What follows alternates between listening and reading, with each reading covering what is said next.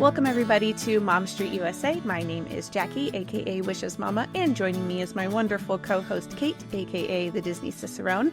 And for this episode of Mom Street USA, we are diving into something completely different from what we normally do, but we're really excited. And we are going to talk about just ways to be kind while you're visiting the parks.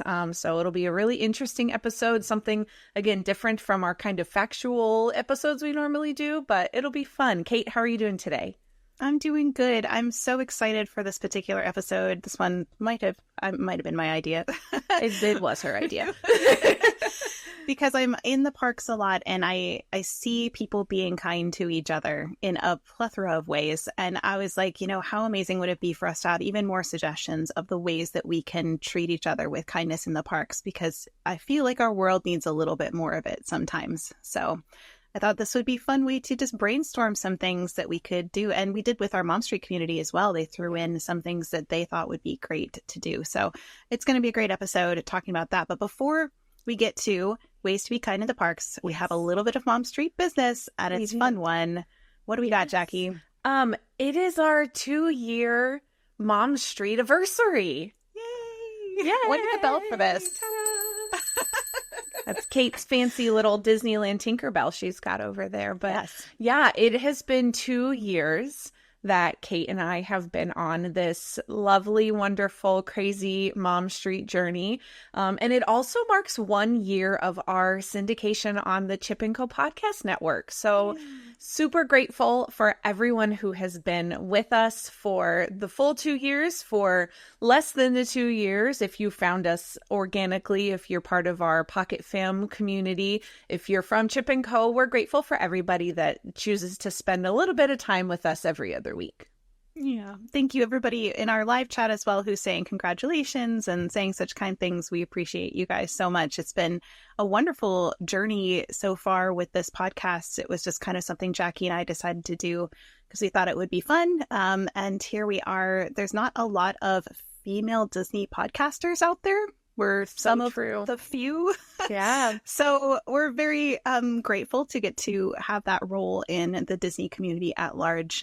Jackie, do you have any favorite memories or something you're thankful for Mom Street? Oh my gosh. I think it's kind of twofold for me, right? So I am so grateful for the friendships and the community that we have in our little corner of the Disney community online. I think we have such a wonderful, positive, supportive, helpful group that we kind of get to chat with on our live on TikTok and all of those types of things. But I'm also very grateful personally for this Mom Street journey. I feel like I have grown a lot as a person, as a creator, content creator, podcaster, all of those types of things. So I'm very grateful for that opportunity and for you guys supporting me and Kate also within that journey as well.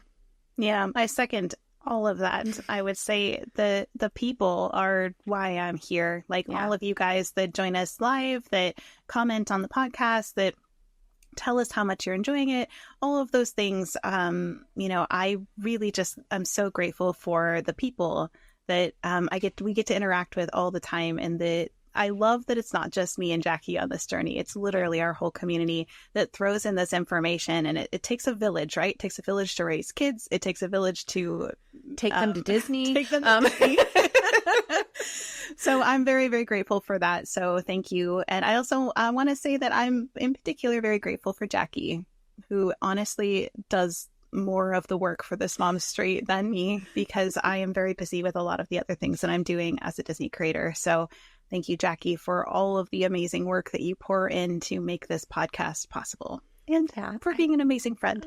Well, thank you. I know. And I'm grateful for Kate. Stop it. I can't. I know. It's so much fun, right?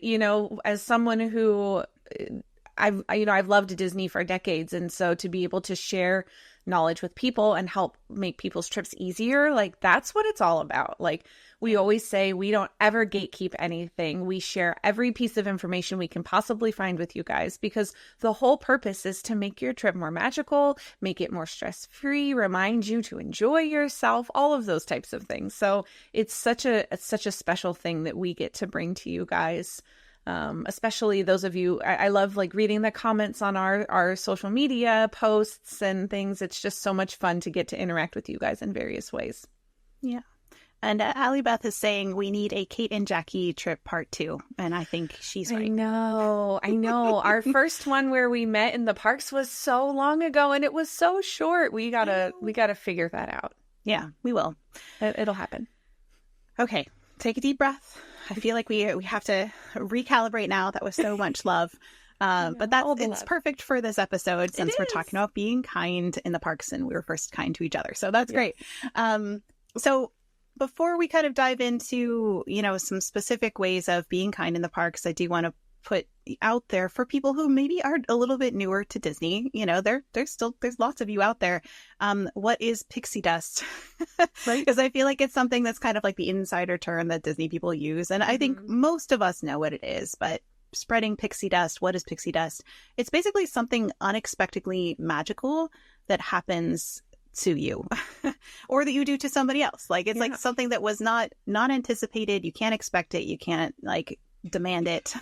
It's just something that happens. It could be a cast member pulling your family out of the line and letting you go in the, back way and skip the line or something like that. Or somebody giving you up their spot in the parade because they're leaving and they're like, here, stand here in the spot I've been standing in for an hour. Like those kinds of things. It's like little tiny magical things that happen to you. So we'll talk about pixie dust as we go here as a way of just kind of blessing and helping others. So as we go. A little bit of bonus magic, if you will. Which I also thought was very timely because National Do Something Nice Day is October 5th. In case you didn't know. I know. Hey, we're like perfect and timely unintentionally with this. I love it when that happens. So let's talk a little bit about, doing some pixie dust in the parks. How are some ways that we can do things for others in the parks? And I know that we wanted to start off with talking about cast members a little bit. Yes. We love all of our cast members. They truly are the magic. They're so special. They bring the magic to everyone. So important. Yes, but we do just want to mention that, and this is something that Kate and I recently found out, that technically, according to Disney guidelines, they prefer that if you are going to pixie dust a cast member, that you actually don't use a physical entity to do so. They prefer that you just go through the process on the app, which we'll talk about a little bit later in our episode, kind of how you do that and what the process is for that. So that's just something we wanted to mention. But you'll hear us talk about some other ways that you can definitely spread pixie dust and some ways you can do when it comes to cast members as well. Yes. But let's talk a little bit about maybe gifting others for a minute. We'll come back to cast members in a little while because they deserve to be talked about an awful lot. But let's talk about gifting others in the parks and some ways that you can, spread a little kindness by gifting other people things. Obviously, you can gift other kids or families with small items, things like stickers, pins, cards. You can get, groups of cheap things online if you want to just give little small things out. Kelly from our Mom Street community said, once we found a cute note with Tinkerbell stickers on the train in Magic Kingdom that read, have a magical day and spread kindness everywhere. Keep me or pass it on. And we left it on the train for the next person to find and added another sticker to the note, which is really sweet. Yes. I love that idea. Yes. And I will mention with that typically handing something directly to someone as a little pixie dust is the best way to go about doing that. Hiding things in the parks or leaving things on the parks around is very hit or miss on whether or not it will actually find somebody. So I suggest if you're going to do that, you kind of find someone to directly hand it to, or leave it in a very intentional spot, with someone's right next to someone's stuff or something like that. So that way they know that and they see it, because it could get, tossed aside or lost or thrown away. And we don't want that to happen. No. Yeah. And that does happen an awful lot with the custodial staff and whatnot. If they see something that's not supposed to be there, they're going to clean it up. Right. Yes, that's their job. Yeah.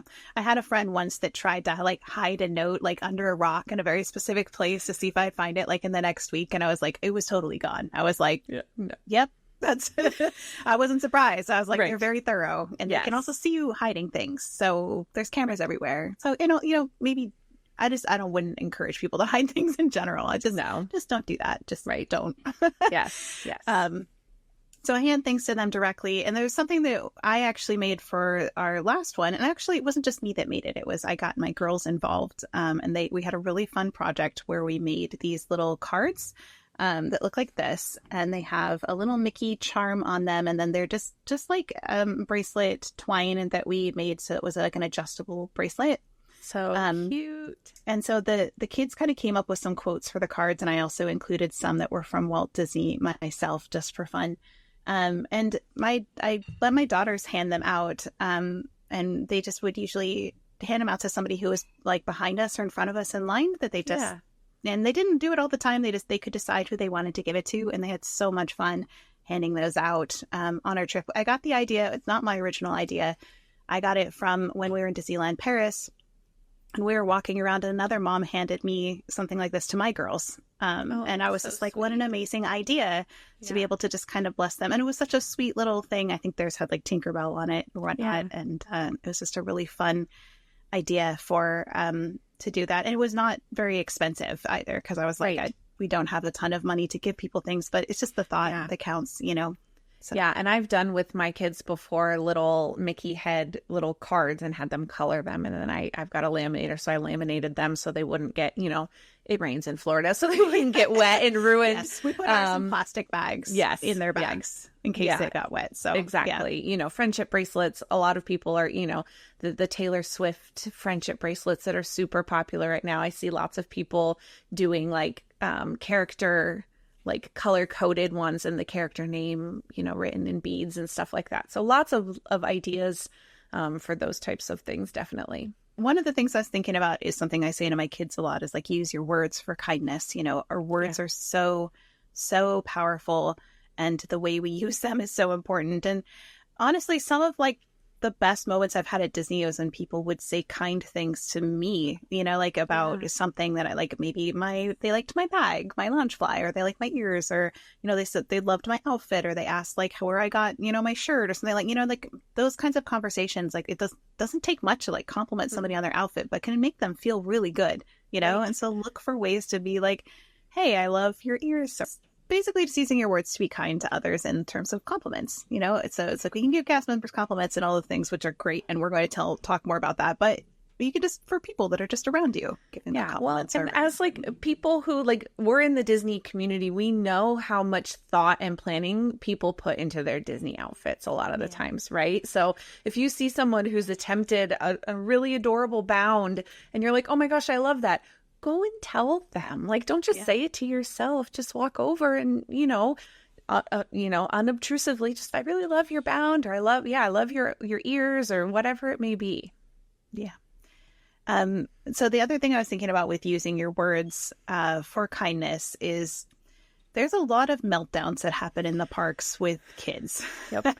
It's almost inevitable if you're going with small children, sometimes big children, sometimes adults. There's going to be meltdowns. All ages. Because people get tired and cranky and hot, and they just get done. At some point, they just hit a wall and they're done. And so it's really hard, especially as a parent or guardian, to be in that situation where your child is melting down and there's literally like nothing you can do about it in that moment except kind of like wait it out and help them kind of regulate, right? Like that's all you got. So sometimes something I like to do is not give any advice or anything like that, but I do like to just, you know, if I see a mom with a screaming child and I just say, you know, like, hey, you're doing a great job. This is really hard and you're doing great. And that's all I say. Yeah. And sometimes like that moment can just like remind them like, I'm not failing as a parent just because my child is having a meltdown. Yeah. Yeah. You know, and that's, it happened because I remember what it feels like to be in that space where you feel like you're ruining everybody's experience around you because your child is melting down and you can't get them to stop crying, but you want to, and you don't know what to do. And, you know, just a couple of words sometimes will just change your perspective of like, okay, this is normal.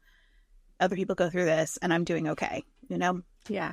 Yeah. And I think the note that you put here on our show notes was good about, in this moment, maybe don't offer advice to them. Just be supportive, offer the compliment, and give them their space that they need to continue doing a great job. Yep. So anyway, those were just kind of things that I was thinking about for using your words. But do we want to talk about some maybe random acts of kindness that we can do in the park? Yes, there are so many just little things that you can either plan to do or just sporadically kind of come up with as you're in the parks. So things just as simple as, let's say you've got a balloon for your kiddo, you know you can't take it on the plane, you're not planning, sometimes they'll deflate them, but you're not planning on going through that process. Find another kiddo to gift it to, either as you're leaving the park or someone that is in your hotel lobby that's maybe checking in as you're leaving to like help them start their vacation off with just a little bit of magic, rather than popping it and throwing it away, hand it off to someone. Those are expensive balloons. Yes, so right. They're valuable. You don't want to just pop it and throw it away. Yeah. Now be sure to double check with the parent first, kind of give them a little side whisper like, hey, is it okay with you? Like, because you don't, you never want to cause an issue for a family by gifting something. Or especially if there's like more than one child. Yes. And then like only one gets the balloon and then it's exactly a thing. Mm-hmm. Yep. Try to match the number of balloons to the number of children, make it all even. And looking for, like, if you're in the parks looking for a family with a stroller, that way they've maybe got somewhere to tie it on to, so you're not sticking them with having to hold this balloon in their hand for the rest of their evening or day or whatever time it is. Just think a little ahead about that one for sure. Okay, let's talk about some other random acts of kindness. This next one I've actually done with my kids before in the parks. We are huge fans of bringing like the giant containers of glow sticks into the parks with us for fireworks times, and then handing them out to any kids that are nearby. My kids have had so much fun doing that.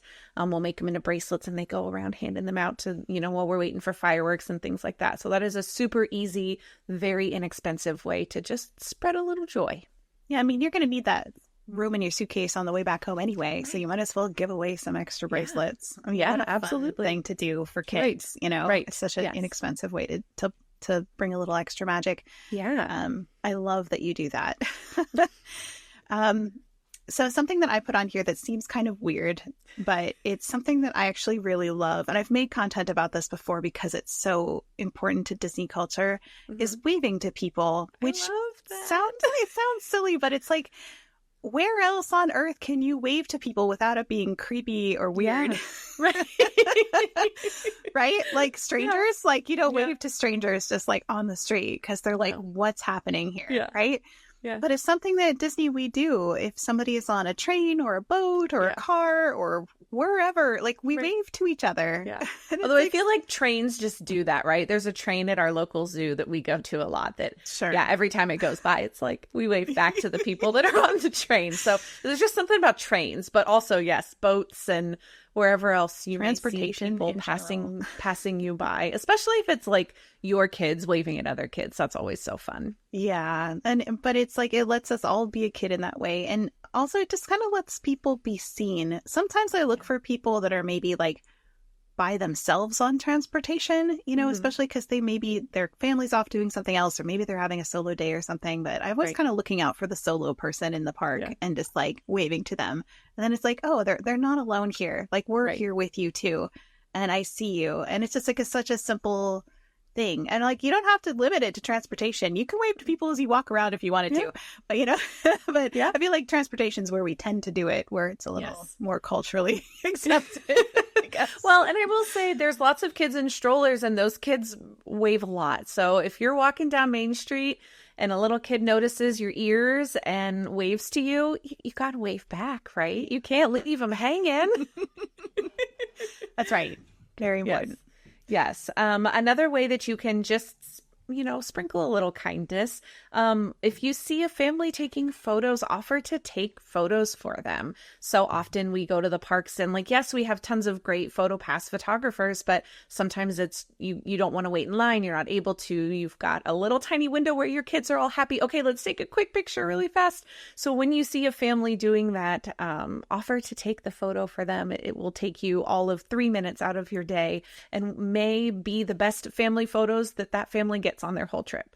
Yeah. And I always say, you can act a little bit like a photopass photographer, not like to their extreme, but obviously like you like take a couple of different shots. Like I back up a little bit, I get a little close, I like do one from this way and from the like horizontal and vertical, and like, you know, I just kind of like do multiple ones and take a bunch, because we all know how family photos are. You have to have like 20 of them to get like one good one, right? Yes, so someone absolutely. just take one shot, like take a whole bunch, and they can delete what they don't want. You know, it's easy to do that. So yeah, much rather take way too many than not enough for them.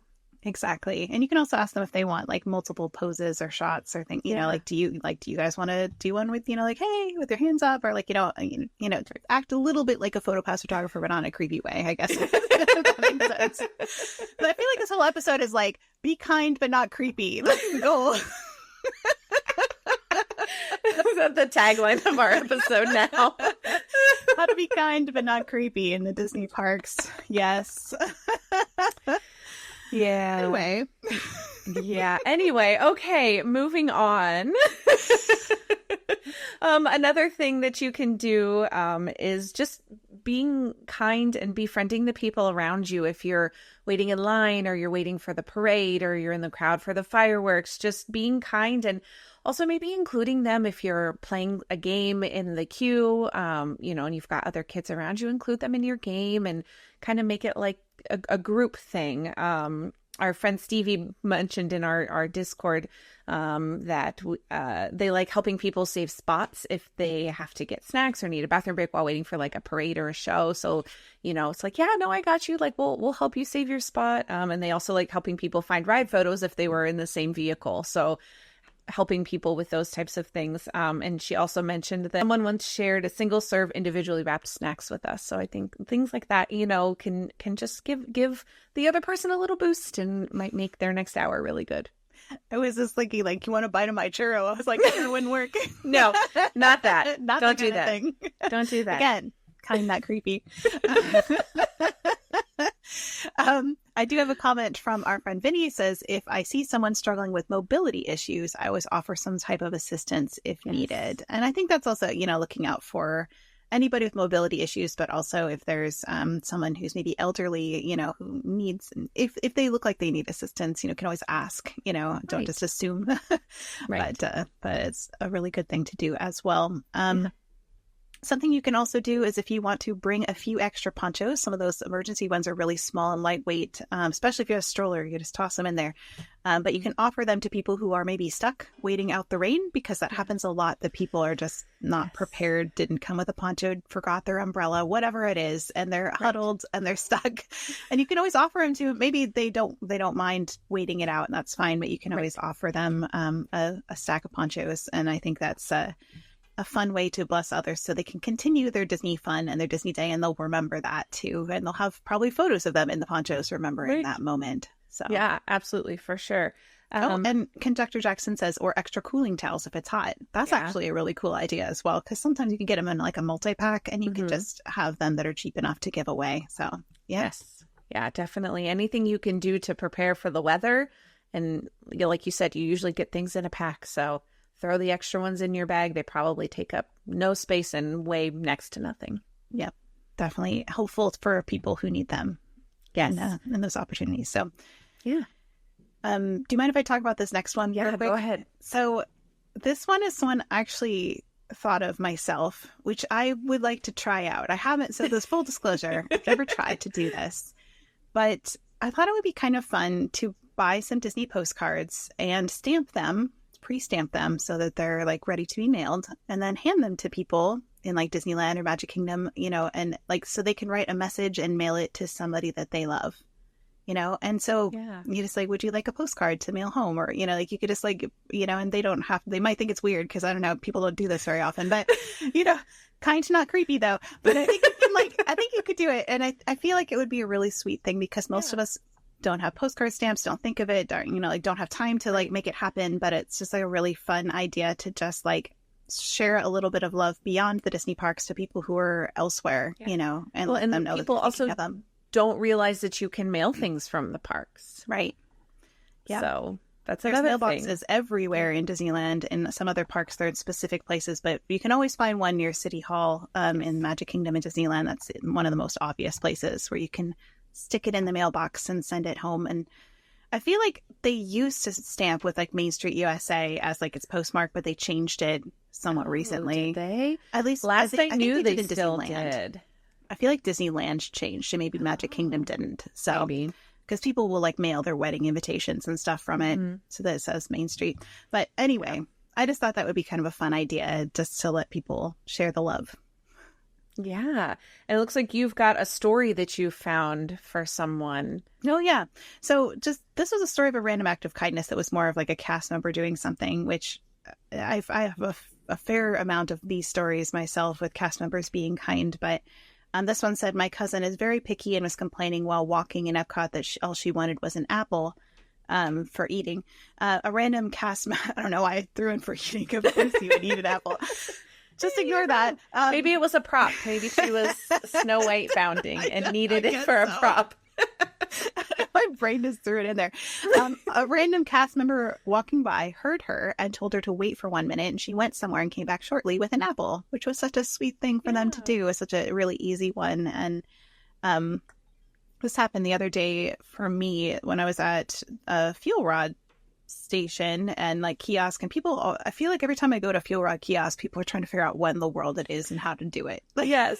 Yes. So I get to help explain it and whatnot, but somebody, had they were on like on the phone with fuel rod trying to figure it out, and so like they're just like, oh, I didn't get all of the extra accessories with mine, and like I have like a million of those because I'm an affiliate with fuel rod. I was just like, I don't need all these extra chargers, and so I just like handed them like a full packet. There's like, are you sure? I'm like, yeah, just give me the one in your hand that has nothing, like, and we'll just swap.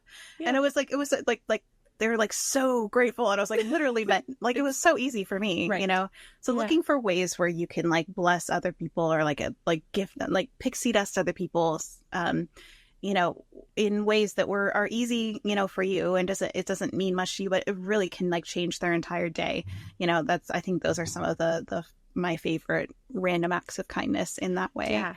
Yeah. And I think that there's so much to be said for just like keeping an eye and ear out for people that maybe just need an extra hand, right? Holding a door open for someone with a stroller or an ECV or a wheelchair, or just someone that's got their hands full that needs the door open for them. Trays. Yes, for quick right? service, right? Yeah.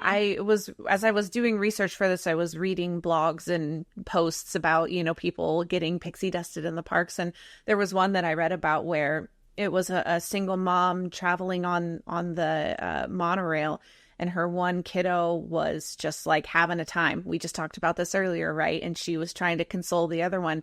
And the stranger that was sitting next to her just like kept her other child entertained while mom was dealing with the kiddo that needed a little bit of extra loving in the moment. And it was just something as simple as that. Like, you see, they need an extra hand, they need an extra grown up, whatever it may be, just stepping in and helping, again, in a kind way. Kind, not creepy.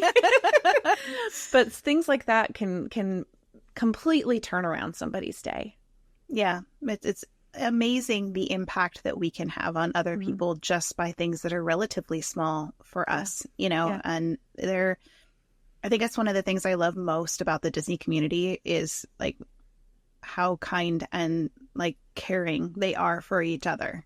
It's like, I feel like when I go to the Disney parks, it's not true for every single person in the Disney parks, but like people that are like true like Disney people, they really do look out for each other, and they care, and they want to help make your day more magical because they know what the meaning of that is, Right. So yeah, I love that. And it can be as simple as giving someone directions in the park, or helping them find something on the app, or Kate put on here on our list of things, just like mobile ordering, like any of those little logistical things that like we the people of Disney know.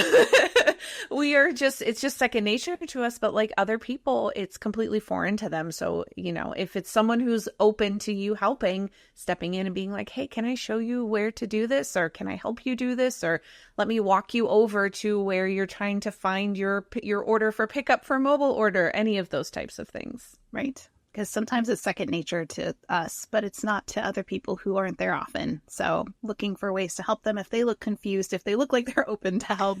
Yes. Yeah. Right. Exactly. Let's talk about just a couple ways to maybe go above and beyond just kind of a random act of kindness, pixie dust moment. This could be something like maybe secretly paying for another family's meal at a restaurant that you know, if you met a really nice family that's sitting behind you and you want to cover their bill. That is definitely a way to go above and beyond. It's not expected, but it could completely make their day. Yeah, I ran into this online, this idea, and I was like, I hope someday I'm able to do this because it's so amazing. It's just expensive. So Yes, like, absolutely. you know, so again, this is why they're kind of above and beyond. But like, you could even just like pick a random family across the room and just like tell your server, like, I would like to cover their bill. And like, how amazing would it be to just like let that family have that magical moment of like, wow, somebody like paid for this meal for my family. So such a cool way to do that. Yeah. I also saw somebody say you could buy a random table at Beaches and Cream, a kitchen sink. Can you imagine? That's amazing. I love that. I would want to watch it from across the room to see their reaction. Yeah. Just keep it anonymous, but I would want to see what they did. Of course, pick one with like a fair amount of people, multiple people that haven't like already eaten their ice cream, right? Like you want to catch them right when they sit down. Right. Or if they're like eating dinner or something first, like, you know, yeah. So, yeah. And then the last one I saw that was really sweet was leave a note and a stroller with a new plushie for someone to take home. Like actually like go buy like a Disney plushie, put a note on it so they know it's not like somebody like randomly left their stuffed animal in it, you know, and then, you know, just leave it be and let the kiddo discover it, which I think is really sweet. So, yeah. Yeah, I saw that and I was like, oh, what I want to do. So we are a family that really loves those cutie cuff slap bracelets, but we also have like multiples of them in our house. So I was like, maybe that's what we can do with our extras. There you go. Tie a little note around them and leave them on stroller handles on our next trip. It's a fun thing to do, especially with your kids too. Yeah. They could, you know, help make another kid's day a little extra magical with something they know that they'll love. So yes, absolutely. Shall we talk about ways to be kind with the people that you're actually traveling with? Yes, let's please. So when visiting Disney, we all get tired, cranky, hungry, hangry, all of the emotions while we're at Disney, right? So keeping tabs on each other, making sure you guys are eating, resting at regular intervals, making sure that you're being kept track of, and practicing patience with each other because Disney can be overstimulating, overwhelming, exhausting, all of those descriptive words that we use when it comes to our Disney trips. They can also be very magical, don't get me wrong, but you want to keep tabs on your travel party, especially your kids or newbies to Disney, making sure that they are watered and fed and rested, all of those things. Yes. And I think another way to be kind to those in your party is like, I sometimes will bring some snacks in my bag for when I know that my husband is hungry.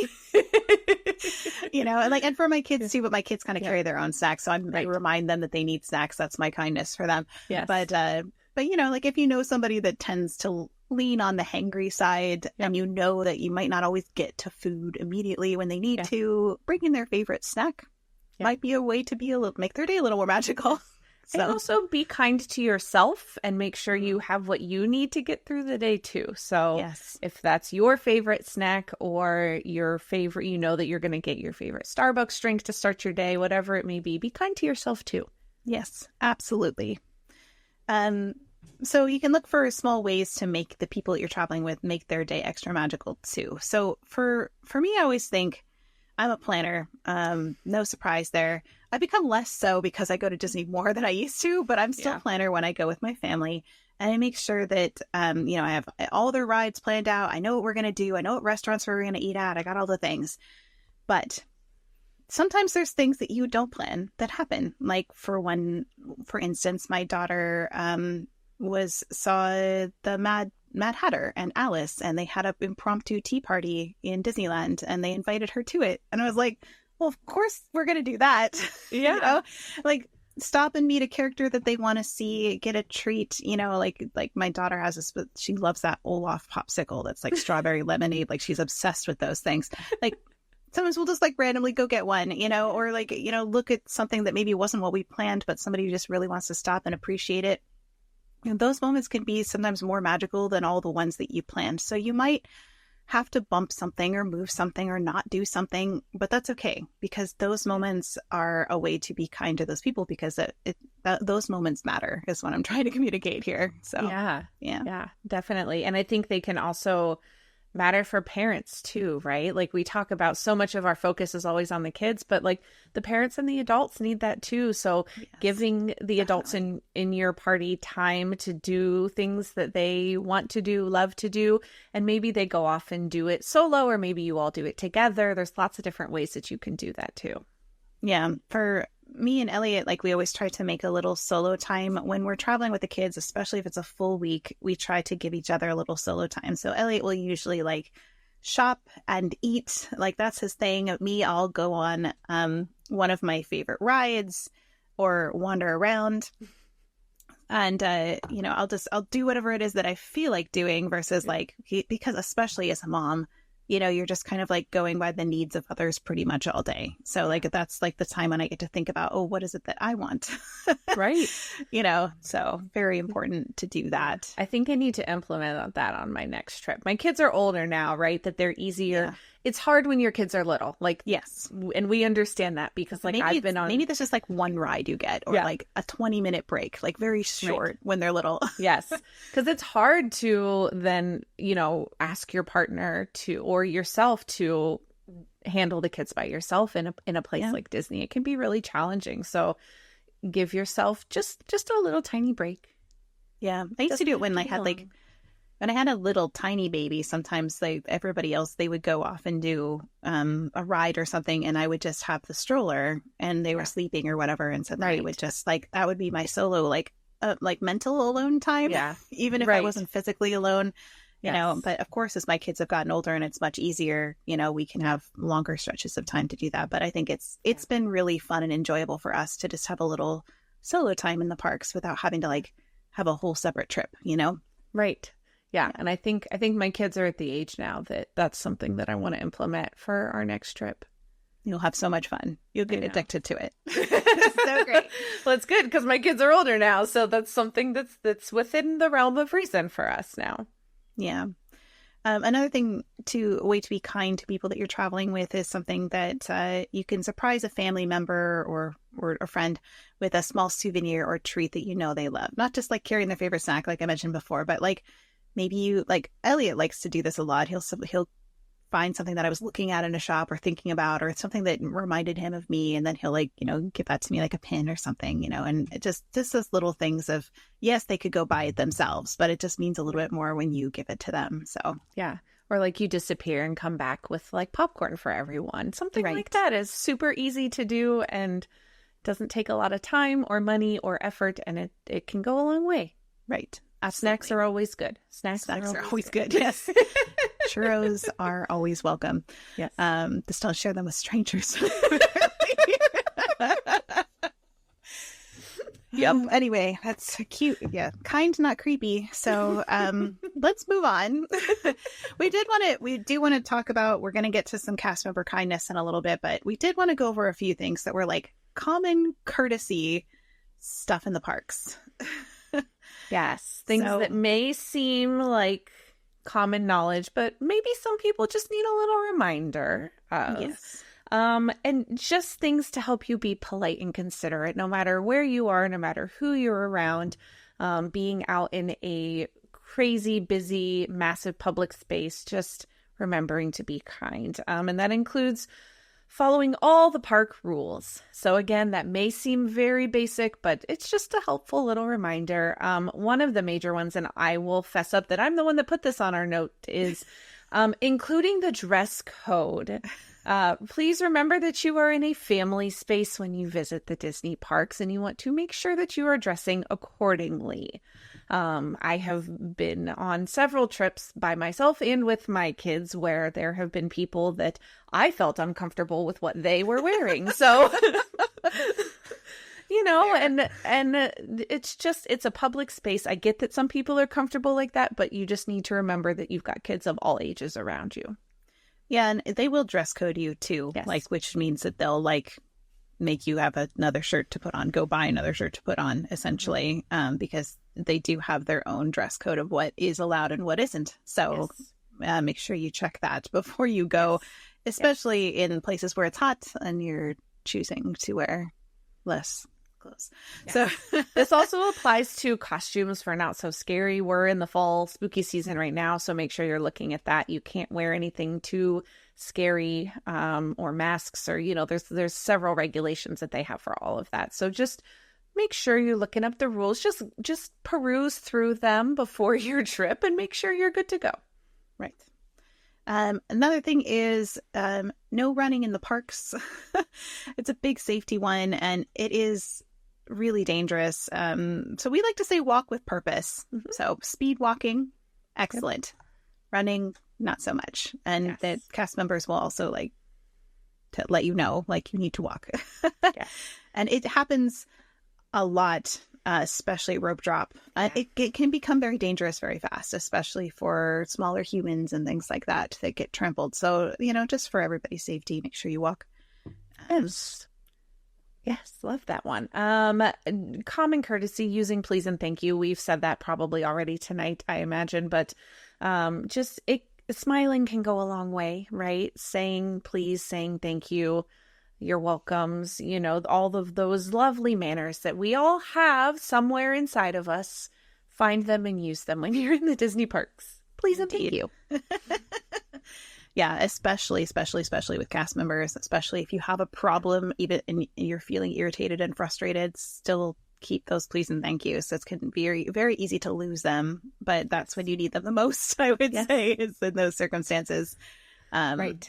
Something else that I've actually seen this comment in our live stream tonight that I think it should just be common courtesy, is if you're able to, give up your seat to someone maybe who needs it more on buses, monorails, transportation, even especially benches in the park when they're scarce and there's like elderly person or someone who really needs to sit down. Yes, especially for elderly moms or parents that are holding sleeping kids. Try your best if you're able to. Granted, if you're not able to, you're not able to, and that's also fine. But if you're able to, let them sit on the bus so that way they can keep everyone safe and you are able to stand to ride the few minutes back to your resort or wherever you're going. Right. Also, be prepared when you're next in line for food lines, character meet and greets, etc. And also, like, keep the line moving. Like, it's really easy for us to get buried in our phones or be in conversation and we forget to, like, move. This is, like, common courtesy. It seems really obvious, like, move when the line's moving. But it's not always that common. So that's why we're just mentioning it. Yes. And also, like, plan accordingly for the height requirements. You don't want to get to the front of the line and have to find your way back out through because your kiddo's not tall enough and you don't want to hold up the line and you will probably make some guests frustrated. Just avoid that situation by planning ahead for those height requirements and making sure that you're all good to go before you get in line. Oh, and we didn't put it on here, but we should mention, please have all of your party together before you get in line. Don't have somebody go and hold your spot in line. And then, like, a lot of cast members will ask, like, is all your party here before you get in certain lines? But really, it's very frustrating to have somebody, like, hold your space and then you have to, like, basically, like, cut in front of a whole bunch of people to join them. It's different circumstance, of course, if there's, a child who had to go use the restroom and a parent had to take them. And those people are very understanding about that usually. But when it's like 16 people are crossing in front of you, it's very obvious what happened. And that's extremely frustrating for everybody in line. So just don't do that. Yes. And as far as being prepared and ready, also, Steve, you mentioned in here, having your tickets ready at park entrance or your however your ticket is for like lightning lanes or virtual queues or whatever, just having it ready, being ready to go before you get in line so you're not holding up the people behind you. Yes. And there's a couple comments that are happening in my chat as well. I like Jackson's, he says at Jungle Cruise, we also have to tell guests to keep two lines moving. And it's true, you want to pay attention in queues. Some queues split into two different ones. Just kind of pay attention to what's happening, especially Disneyland has a lot of very strange queues because of the old layout of a lot of things, right? So, like, just pay attention to what's happening. And we always say, left is always right at Disney because people instinctually go to the right. So left might give you a shorter line in some circumstances. So yes, very true. Just a couple things about spatial awareness, because you are in a large crowd, lots of other people around you. Just again, being aware of your surroundings, leave enough space in front of you, behind you when you can. You know, sometimes it's hard to, right? Sometimes if you're in those big crowds, you're waiting for a rope drop, you're waiting for fireworks, you're in a really busy queue area. But especially if you've got like a large bag or backpack, just trying to be aware of where you are so you're not like turning around and clobbering someone on accident. Yes. Or umbrellas, wet ponchos, any of those types of things. Just be aware of where you are, and follow the flow of traffic. Don't try to go against it. This is particularly for like ends of parades, ends of night fireworks. Do your best to stay with the stream of traffic and not go against it. I understand sometimes you have to cut across, right? If you're trying to get across Main Street to the other side, it happens. But do sometimes your you best. can like go in the flow of traffic and like then diagonal your way across. Exactly. Just be aware, and watch where you're going. Like Kate mentioned earlier, we know that it's hard with everything on the Disney app, Lightning Lanes, mobile order, the map. Just try your best to still be looking up. Don't bury your face in front of your phone and not be watching where you're going. Yes.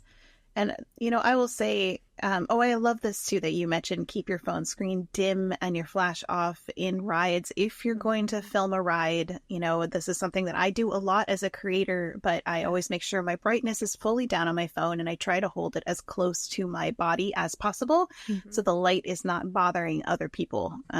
And especially in those very, very dark rides, this is very important.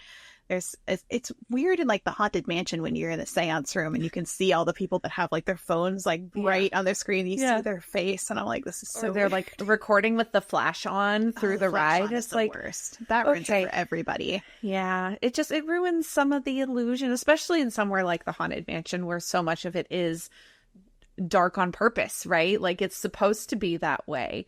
Cast members will like yell at you over the intercom and be like, hey, like turn your flash off. Yeah. Because no flash photography, no flash pictures. Yes. So just have those settings ready on your phone already. Turn it off always. So that way you don't even have to worry about it. Yeah. And this one that you put on here this is one of my biggest pet peeves at Disney. I don't have a lot, but I do have a few. And this is one of them. And it's if you need to stop, pull over to the side. Do not stop in the middle of the walkway. Now, sometimes it's unavoidable because somebody got hurt or something, like something random happened and you just like have to like address it at the moment. But for the most part, there's no reason for you to stop in the middle of the walkway, and you can actually hurt other people because they can run into you and it becomes a big traffic jam. Like you just wouldn't stop in the middle of a freeway. So think of it like that. Please don't. Don't stop in the middle of the freeway. Go over to the shoulder for everybody's safety and your own. So, yes. And that's something to teach your kids too. And that's something that I have worked on with my kids whenever we go anywhere where there's crowds. If they need to stop and tell me something, I will typically just guide their hand over. Like, okay, let's pull over to the side. And now I can listen to what you need to tell me, or you can say what you need to, or we can stop so you can fix your shoe, whatever we need to do. Right. Just let's pull over to the side and be kind to everyone else around us. Right. And I think it's also kind of having that awareness with the flow of traffic, but also like the left and right sides. This is especially critical, I think, in Disneyland because that's so jam-packed. Like everything's very compact. The walkways, like try to walk, go on the right side of things. That gets severe, especially if you're somebody who is in a country who typically goes on the left. This might not be instinctual to you, but you go on the right side and then we all end up going the same direction. It just makes more sense that way. So Yes, absolutely. And just a tiny little note about if you are traveling with children that may have one of those lovely bubble blowers that Kate and I are just so fond of, that play the same music over and over and over again. Just be aware if your child has one of those. They are very easy to accidentally blow bubbles in other people's faces unintentionally. Now, a lot of the times there are other kids around and they may your kiddo may be the one that gets to blow the bubbles for the other kids, but just be aware of where it's pointing, how it's pointing. spatial Especially awareness. if, like, you're holding your child and they're holding it, and like there could be people's faces like right around Right you. there. So I feel like that's the most critical time to be very aware. Maybe just put it away during that time. But I'm not against bubbles. I'm still a pro bubble person. I just just want to make sure that you're being kind and courteous with your bubbles. That's all. Yeah. Yeah. You don't want a sweaty and soapy face No. at the same time. It's not fun. No, especially if you're like that's just like annoying to have bubbles like blown directly into your face. Like, no. Yeah. And sometimes the wind, right? You can't control the wind. Sometimes that happens, but just do your best and apologize if you need to apologize. And hopefully the people, hopefully the people around you are kind and they'll say, oh, it's no problem. We love the bubbles. Which most people are, but not everybody. So, Yes.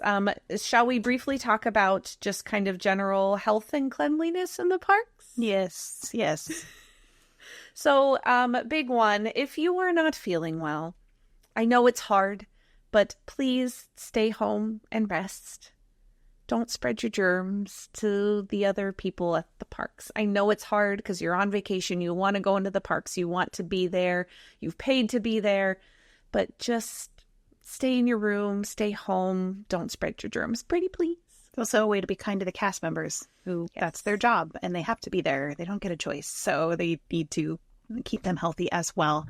And I've seen a couple people say, don't cough in people's faces, make sure you're covering your cough and remind your children to cover their coughs. If they're coughing, that's all those basic things that I feel like shouldn't be things that we have to say after everything that happened, but it's the way it is. It's fine. Yes. I did see someone mention in my chat earlier also being sure to clean your own personal self, bathing, deodorant, those types of things also important and very kind to those who may be around you. So just keep that in mind, especially at Disney. If you're there in the hot months, you may be taking multiple showers a day, and that's okay. I have a comment from Tyler that says, I love how this is how to be a member of Society 101. Yeah, because you're going to be around a lot of other people, and some of us forget how to do that, I guess. Yes. So, I mean, like, I'm not always out in the Florida heat all the time, so a good reminder to reapply deodorant, those kinds of things. It's not important. They're not a bad thing to have. No. So, no, just other general park cleanliness.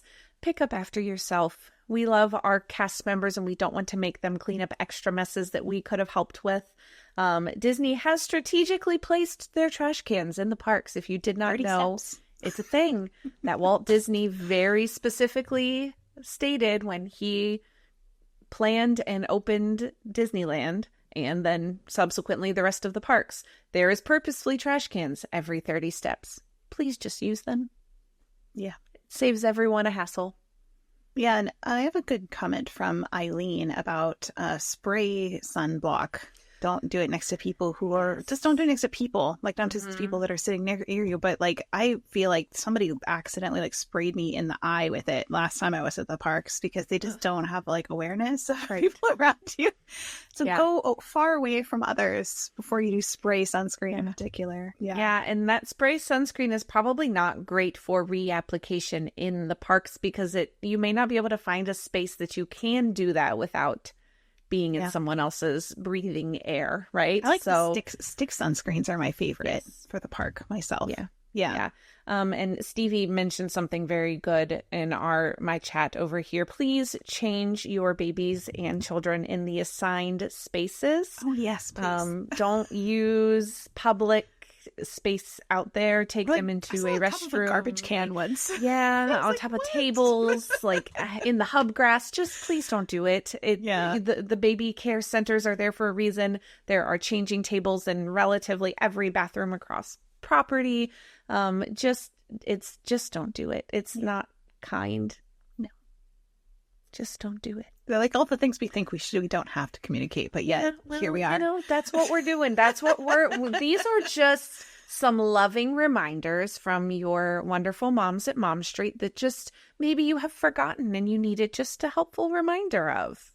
You never know, right? Yeah. I have a couple ones. I like this one from Vinny. It says, if I see something on the floor of the shops, I'll pick it up and put it on the shelf. That's a great way of being loving to the cast members that have to work in the shop. I love that. And also a couple notes about, there is no smoking in the park. So be aware of that. Don't try to sneakily do it. Yes. Just as a reminder for that. Yes. A couple other little just common courtesies. Offer to let shorter children who are right behind you stand in front of you so they can see, shows, parades, things like that. As long as they're shorter than you, obviously we're not asking you to let somebody that's the same height as you stand directly in front of you. But if you're taller, let them get in front of you so that way they're able to see. And if you are a parent who is holding your child during parades, shows, fireworks, opt for your hip, not your shoulders, because you want people that may be behind you to have a nice view just like you do. So put them on your hip. Or I have done before with fireworks. If I've got my stroller, I will let my kids stand because they're heavy, right? And you might not be able to hold them for the whole time. But I will let them stand in their stroller with my arm around them. So then they're at my same height too. Yeah, but I make sure that they're not any taller than Make sure you're holding on to them Yes. securely. Yes. So they don't fall.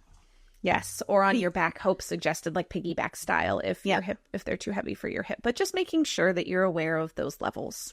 And you can't let them stand on any sort of planters or anything like that. So make sure that you're not like planning to use that as a place for your child to stand on top of to see stuff, because cast members will say you need to get down for safety reasons. So yes, be careful with that. But I feel like that's happened to me a lot when I've just like waited for a long time to see a show, and like I have like this much of the castle I can see, and then like the show starts and like the child goes right here, and I was like, oh, I literally can see nothing now. And it's like I want that child to be able to see the show. Yes, I think we all do. Yes, but there's just a way to do it that's kind to everybody around you. And another thing is that this is actually something that I was in a crowd of people on Main Street USA at Disneyland, and everybody worked together as a team to like collectively ask this one person had a big balloon to just like pull it down during the show. Yeah. Because none of us could see with the balloon blocking the castle. Yep.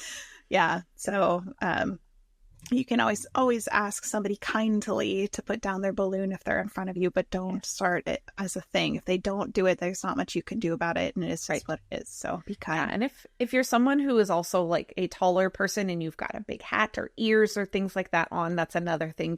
Maybe just take them off. Yeah, my ears a lot. Yeah, I do that, especially during things like Fantasmic when we're, at Hollywood Studios, if we're sitting and I know there are kids directly behind me. I always try to situate myself so they can see, and then I usually take my ears off that way. I'm not extra tall in front of them because I'm not very tall to begin with, but I don't want to be extra tall in front of them. Right. And also I have a note from Christina. It's like, don't wait 5 minutes before fireworks and then jump in front of people and block their view. So be respectful to people who have been waiting and go behind them.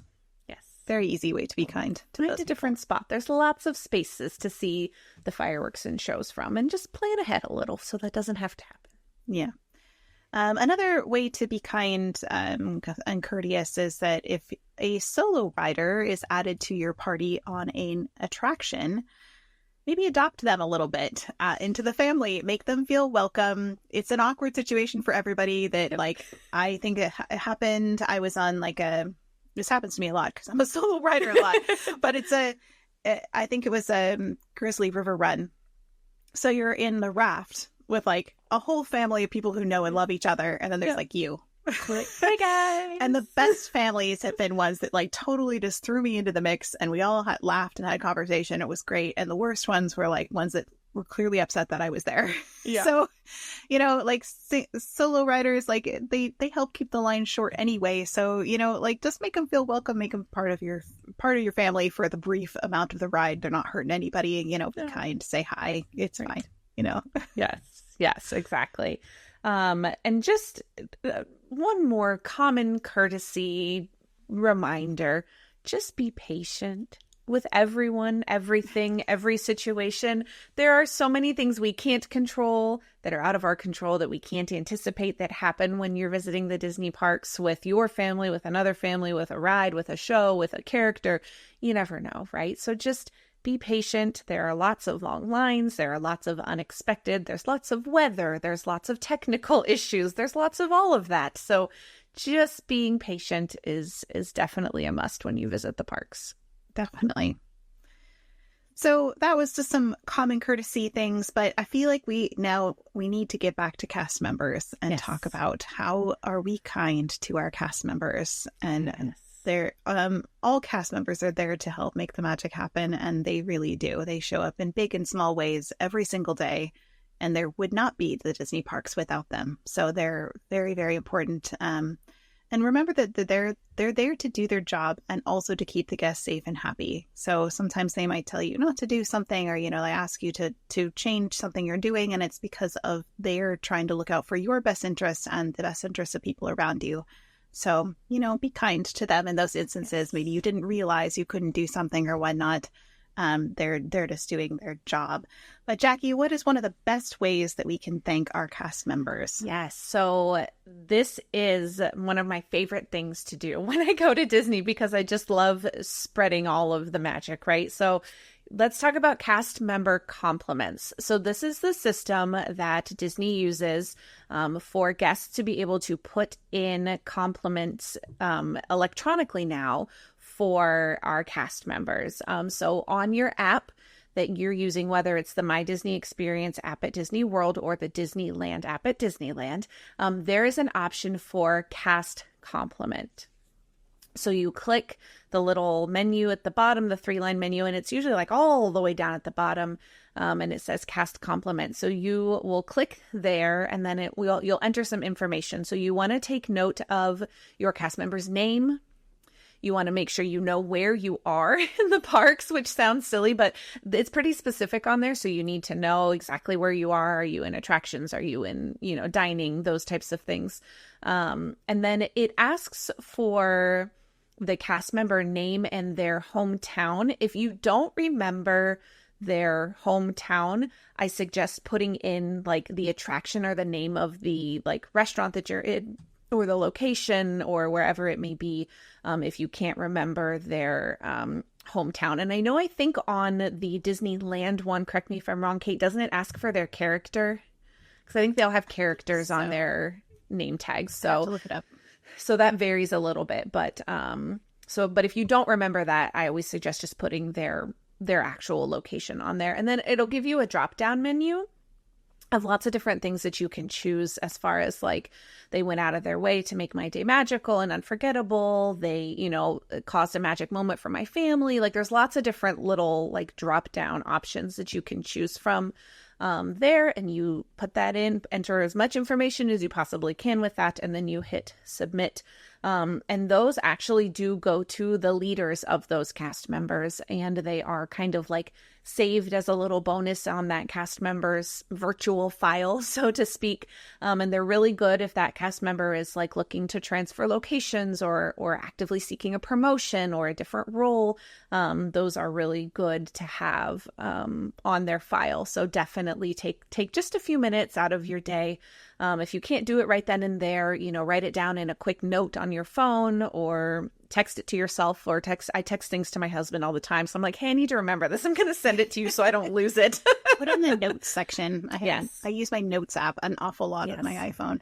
I do have a note from Conductor Jackson that says the app doesn't let you write a message in the compliment, but they should be adding that. So hopefully that's a feature we're getting. It's good to know. I always wish that there was a spot where you could put more information in about what the situation was. Me too. And he also confirms it's either hometown or character for Disneyland. Okay. So. Thank you, Jackson. Appreciate that. The other thing that you can do is, if you are in a situation where it makes sense to, you can also request to speak to the person's manager or higher up. This is really good for table service restaurants where you have time to wait for them to come out. Not so great on a ride, an attraction, So there's different situations where it might be okay to ask for them to have their higher up come out, so you can give them a compliment directly to their management team is also helpful. And I do also want to mention, I didn't write this, but I want to make sure I mention that this also applies to character meet and greets. I've done cast compliments for character meet and greets before, using the character names in my cast compliment to make sure that they get their little cast compliment for maybe a really great character meet and greet interaction that you had. Yeah, that's great. And Also, I think it's important that we don't forget to say something to the person too, when possible. You know, it's like, it's great. I think you should do the cast compliment. I think that's most important to them, but also in the moment, you know, letting them know how they positively impacted your day, or that they made your vacation, or they made your trip on the Jungle Cruise or whatever extra special, you know, just like complimenting guests with their favorite outfit. So like it makes them feel like what they're doing is worthwhile. And I feel like a lot of cast members could use more of that. Yeah. That, you know, that it's because I feel like sometimes they can start to feel like, you know, guests don't see them, that they're like become very like faceless. They're just part of the, you know, the scenery or whatever, but they're not, they're people, you know, and when we actually see them as people and be like, you know, and thank you for what you're doing. And I love to do this with the custodial staff too. When I see them cleaning up something, I'm like, thank you so much for giving us a clean space to enjoy for our family, you know? Yeah. Anything you can do to make them feel seen as people and that you appreciate them, I think is such an important thing to do. Yeah. And even if you can't tell them directly, maybe telling a coworker or someone else in the ride, you know, I had it happen where I was on a safari, Kilimanjaro safaris at Animal Kingdom, and I had an amazing guide. And I've been on that safari a ton because every time I go to Animal Kingdom, I ride it at least twice, if not more, when I go. Because it's just it's one of my favorite things. It's one of my favorite things. So I know the facts, safari and the script. That's your new shirt. Yeah, right? I know the facts and the spiel, and I know the majority of what they do, but this driver was like giving all of these amazing facts that I'd never heard before. And so when I got off of the safari, I wasn't able to tell the driver because he had to continue on and go pick up his next group. So I stopped the cast member on that was on the loading dock that was not driving the vehicle and actively trying to do their thing. Yeah. Right. Yes. And said like, can you please tell that driver? And I hadn't remembered what their name was, so I made sure to ask their name because I knew I was going to do a cast compliment. I said, can you please tell them how much I loved that safari and let them know I'm putting in a cast compliment for them. And their coworker was excited for them. They're like, yeah, absolutely, I will totally let them know. And we had another one literally on the safari. See, I love the safari, that my kids wanted to do the same thing. They were like, oh my gosh, that was so much fun. Like, and they went up and talked to in that moment, they were able to talk to the cast member that was driving. And he like pulled out his wallet and gave them these little like safari stickers that I had never seen before in the parks. Cool. And so like they got to take them with them. And it was just like a little reciprocal pixie dust in that moment. But things like that are just like, oh, I love that part of Disney. I know, me too. I think when I get a really great skipper on the Jungle Cruise, like, because obviously I know all the jokes by now, right? Like, I've heard them all. Yes. I've done multiple podcast episodes on all the jokes, but when it's like a really unique one where they do integrate some of the old ones, but they also have their new ones, and it's timed just right. Yeah. And it makes me laugh. Like, if they've made me laugh out loud, then they're getting a whole bunch of compliments because I'm like, this is amazing. So yeah. And shout out to Conductor Jackson because his spiel was fantastic. Yeah, and I went to that one. So love that. Yes. And I do want to mention our friend Christina gave us this wonderful quote about one of her favorite things. She said, a personal favorite thing that I like to do is talk to the cast members. I ask them about themselves and what made them want to work at Disney. Those conversations are something I always look forward to because CMs are the best. And I always make sure they know how much I appreciate them. So just little conversations with cast members, whether you're going to do a full cast compliment or not, that's up to your discretion. But just even, it sounds crazy and basic, but it's like what Kate said, just treating them as humans and making sure that they are seen and appreciated, and you take a moment to just speak to them as a human. Yeah. It sounds really simple, but it's like there's so many, and we get really focused. We're laser focused on vacation. And we got to get places. And obviously they're doing their job too, so they can't always stop and chat, so choose your moments for that. But I think it's really important to just see them as people. Yeah. Especially the more of them that I've talked to, and I'm like, oh, I'm so sad that most people don't treat you that way. And I was like, Right. let's aim to change that. Yes. And I think the majority of it is that these, families, when we visit the parks, we are just in that laser focused tunnel vision. What's our next thing? What do we have going on? Got to make this lightning lane or this dining reservation. And we're like vacation mode. So yeah. And it's never, I would tempt to say that probably 95% of the time, it's never intentional that we are rude to cast members. For sure. Or ignoring them or not listening or whatever it may be. It's just that, it's that tunnel vacation, mode where we've got to make this trip as magical as we possibly can. Sad, so true. That's really just kind of how it gets to. Yeah. So just take yourself out of that moment, smile at the cast members, ask them how their day is going and genuinely mean it, Yeah. It's so easy for us to say, oh, I'm fine. How are you? But like, actually mean it when you're having those conversations. Yeah. Like be genuine, like ask questions, be genuinely interested, but not creepy, right? Kind, but not creepy. Yes. Yes. It's funny how that's circled back around. It all comes full circle back to that. All right. Well, I feel like that was a lot of things that we can do, not just from like common courtesy to being around other humans, but also like genuinely like things you can give, things you can, waves and small pixie dusting and compliments and things that we can do to just kind of look out for each other. Yeah. And this episode warmed my heart because it was just like all the ideas that you guys had too, that you threw in there of ways that you appreciate other people in the parks, that just made my day. So thank you for that. Yes. So this episode brought to you by the warm, fuzzy feeling in Kate's heart right now. It's true. It's there. Yes. Yeah.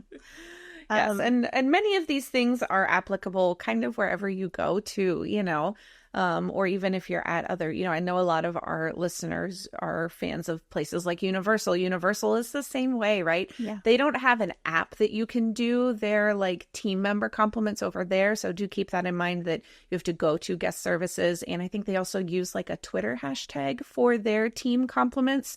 But there are still ways that you can do that. So definitely inquire if you're there and you want to do that for any of them as well, because this all applies over there as well. And any other amusement parks, theme parks, just public places. Just be kind. Just be kind. Airports, just be kind. Grocery stores. Just be kind. Just be kind. Yeah. I mean, I think it's not just at Disney. I think it's everywhere. Everywhere we get that choice of how we're going to respond, how we're going to react, how we're going to treat the people around us. And it's very easy for us to get tied up in our own worlds where we don't see the people around us, or we don't think of them or how we can help them have a better day. But I think that, you don't have to save pixie dust for the Disney parks. I think you can incorporate it into your everyday life with the people that are around you, from, teachers and people in the grocery store, and like all the places that you interact with on a daily basis, of how can I, not in an expensive way, not in a way that takes a tremendous amount of time, but does take a little extra step that can just make somebody's day. I think we all just did that a little bit. Imagine what the world would be like, right? Right. And showing our kids, right? Like Kay and I are both moms. We have a lot of parents and parental figures that listen to Mom Street USA, and being that role model for our kids and showing them how much fun it is to make somebody else feel good, I think is so important to our kids. Absolutely. And teaching them and showing them that. I think will make a huge influence on future generations if we continue to be kind and continue to show that to all of our littles. Yeah. And, someone brought up here, I think it was Ryan in our chat, brought up that there was somebody who was not very kind to me in the parks last time I went. And we won't need to get into the specifics of that, but I will say that how you choose to respond to somebody who's not kind to you, because you probably will encounter that also in the Disney parks and elsewhere, but how you choose to respond, you can choose still to, not enter that space with them mentally. You can choose to be like, okay, they're having a bad day, but their bad day doesn't have to become my bad day.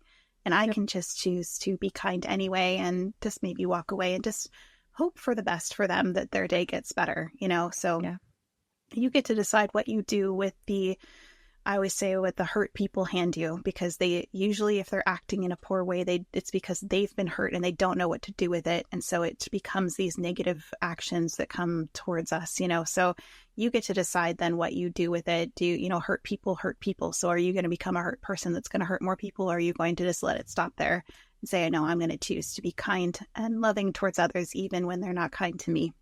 You get that choice. So true. Yeah. So true. Ugh. I loved this episode. That was so fun. Me too. What a journey, but it was so good. Well, we are not completely done, because we do have to wrap up our final segment of our episode, which we end all of our podcast episodes with our Ask the Moms, where we get a question from our wonderful and kind and loving Mom Street community that may or may not be related to the topic that we are discussing, that we can help to answer to make their trip more magical. And Kate, this one is definitely for you tonight. So I'm going to go ahead and read it out and you can give us your best answer. Okay. So our question is, what are the best rides for teens at Disneyland? So a little bit of a vague ask here, but Kate, what can we advise for this one? Well, I think that you know your teen best, and not all teens are the same. So I think you have to start there with knowing, some teens love thrill rides and some of them hate them. Yeah. Some of them love, maybe the classic Disney stories. So they would love Snow White's Enchanted Wish or Dumbo. Like they would like those ones that you would typically think of maybe like younger kids liking. Yeah. But in general, if we're leaning towards like teens who like thrill rides, which I think is kind of the usual one. Yes. In Disneyland, I would say Space Mountain, Rise of the Resistance, Smuggler's Run, Big Thunder Mountain Railroad, Indiana Jones, Star Tours, Matterhorn, and also Haunted Mansion, especially Haunted Mansion Holiday. I feel like it's really big with teens. Yeah, that's so a good one. That's a safe bet. And I will throw in some of them like Pirates and some of them don't. So it depends on your teen. But having a teenager myself, one of my kids just started high school and the other one just started middle school. And so I'm fully into the preteen teen world. It's like I think something they also really love at Disney is free time away from you.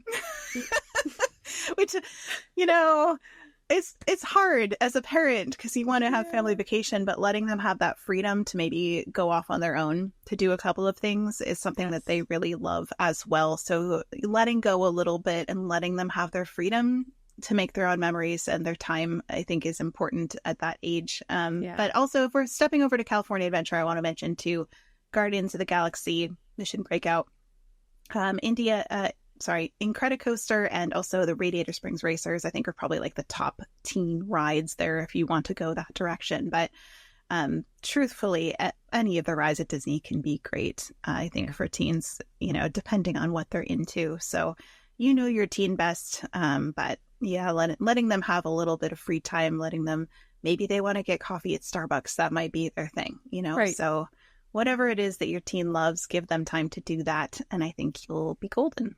Yeah. And I think it all comes back to what Kate and I always suggest for everyone going to any Disney park is you got to make your list of your rides and your priorities, right? And when you're traveling with teens or older kids who have been in the parks and they have opinions, let them voice their opinions and let them add their stuff to your list, even if it's not something you want to go on. That way you as the parent knows, hey, my kid really wants to do Smuggler's Run. We got to make that a priority. That's their top tier ride that they want to do. So having that list that you guys can all collectively add to and work on and kind of set up everybody's expectations on, yep, these are the ones we're going to make a priority can be immensely helpful no matter what the age, but especially with teenagers that have those opinions and want to voice them. And as they get older, you might want to include them more in the planning. Like my middle daughter, who's middle schooler, she really did a great job making our touring plans for this last trip. And she knew everything we were going to do. And she loved that because she's a planner. You might not have a child who's a planner and they would hate that. But, that might be a way to also get them some buy-in on the trip, because especially when they get to be teenage age, they're kind of like, it's a lot of eye rolling and sighing and like, you're making me do this. Yeah. So if they've gotten to decide some of the things that you're doing, they're more likely to participate in it with you happily versus you being mandatory family fun. You're dragging them along. Which is something we say in our family because we're like, nope, this is together time. So good times with teenagers. And that's okay. Thank you guys so much for those of you who have submitted questions for our Ask the Mom segment. We always love hearing from you and love being able to answer your questions. And if you've got a question for a future Ask the Mom segment, please send it our way. You can find us at Mom Street USA on any of the social media platforms, or you can find us at momstreetusa@gmail.com. Yes. We love to hear from you guys so much about anything, just if you have questions about your trips and things. So don't feel free to reach out, please, anytime you have questions about the Disney parks. And I really, really loved this episode. Thank you to everybody who gave us some input and some ideas of how to be kind to others in the parks. This episode would not be possible without all of you. And we really appreciate our Disney Mom Street community so, so much. And especially after we're celebrating 2 years of Mom Street USA. So I can't believe it. It doesn't feel like it's been 2 years, but it's been so wonderful. And here's to the next 2 and then some. And then some, indeed. All right. Well, thank you, everybody, for being with us tonight. We really appreciate you. And we'll see you next time on Mom Street USA. Bye, everyone. Guys.